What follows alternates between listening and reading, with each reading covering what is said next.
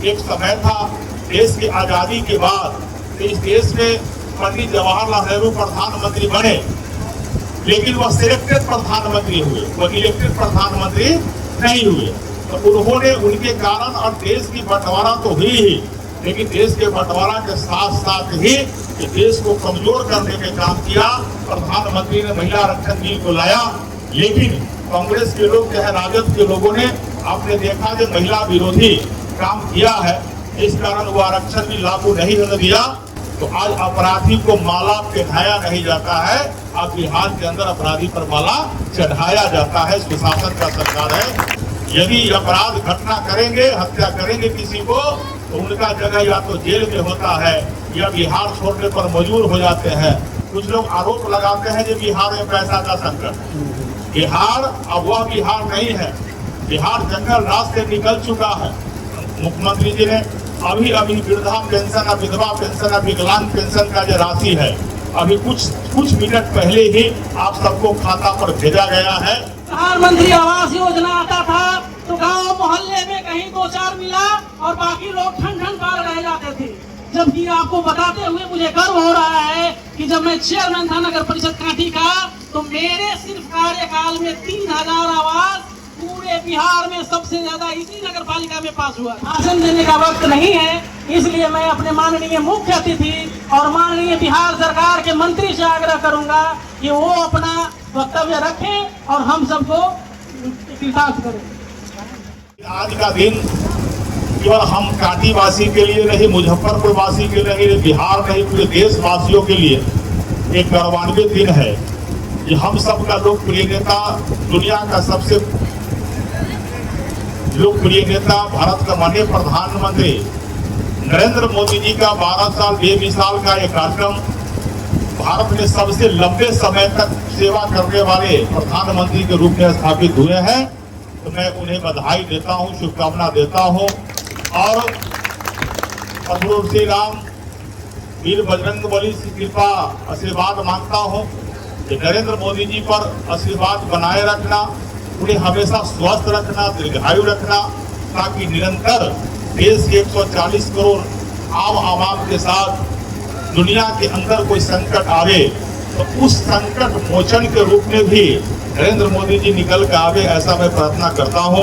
लेकिन 12 साल 20 साल में व्यवसाय नहीं करता हूं। आज इस प्रकार जो टेंट में हम लोग यहाँ कार्यक्रम कर रहे हैं, आप सबको मालूम भी है, लगभग 550 वर्षों से अधिक समय तक प्रभु श्री राम इसी प्रकार टेंट में रहा करते थे अयोध्या में। लेकिन जब नरेंद्र मोदी इस देश के अंदर एक प्रधानमंत्री के रूप में, सेवक के रूप में स्थापित हुए, तो 500 वर्षों के बाद अयोध्या में भव्य दिव्य अलौकिक मंदिर का निर्माण हुआ। यह सब नरेंद्र मोदी के नेतृत्व में ही हुआ है, ऐतिहासिक कार्य हुआ है। जब हम उत्तर अयोध्या में प्रभु राम श्री राम के मंदिर की बात यही याद करते हैं, तो हम बिहार वासी हैं और बिहार में सीतामढ़ी में मैया सीता का, माता जानकी का भव्य और दिव्य अलौकिक मंदिर का निर्माण भी शुरू हुआ है। जब अयोध्या में प्रभु श्री राम के लोग दर्शन के लिए आएंगे तो हमारे बिहार के सीतामढ़ी मैया जानकी के नगरी को भी नहीं भूलेंगे, यहाँ भी याद करेंगे। ऐसा निर्माण भी वहाँ शुरू हो गया है।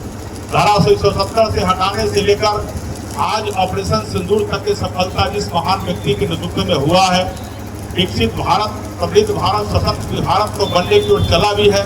लेकिन हम सब बिहार के लोगों ने जो निर्णय लिया है, जो विकसित बिहार बनाएंगे, समृद्ध बिहार बनाएंगे, सशक्त बिहार बनाएंगे, एनडीए के डबल इंजन के सरकार समाज के अंतिम पंक्ति में जो बैठा हुआ लोग है उसके विकास के मुख्य धारा से जुड़ेंगे और देश के माननीय प्रधानमंत्री का मूल सिद्धांत सबका साथ सबका विकास के आधार पर हम लोग सभी कार्यकर्ता काम करते हैं।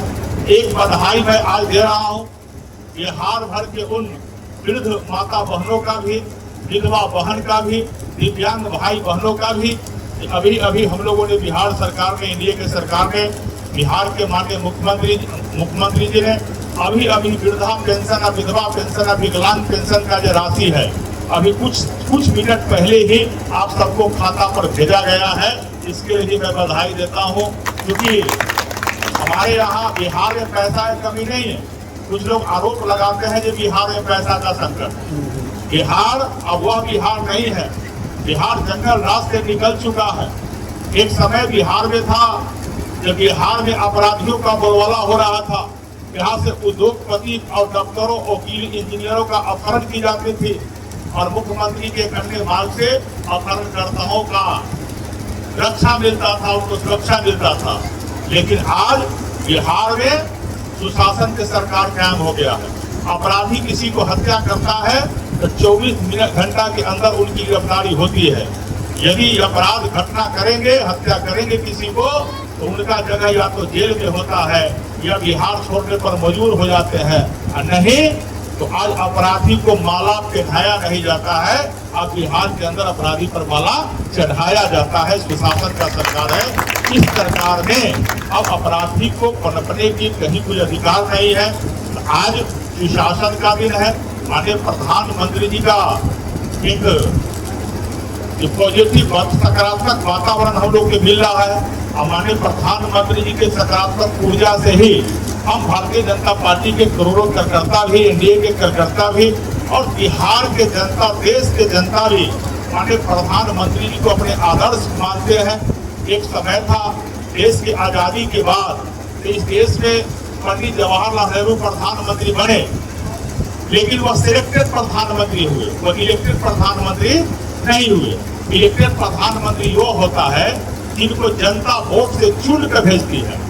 लेकिन परसों आजादी के बाद जब सिलेक्टेड प्रधानमंत्री पंडित जवाहरलाल नेहरू हुए तो उन्होंने उनके कारण और देश की बंटवारा तो हुई ही, लेकिन देश के बंटवारा के साथ साथ ही देश को कमजोर करने का काम किया।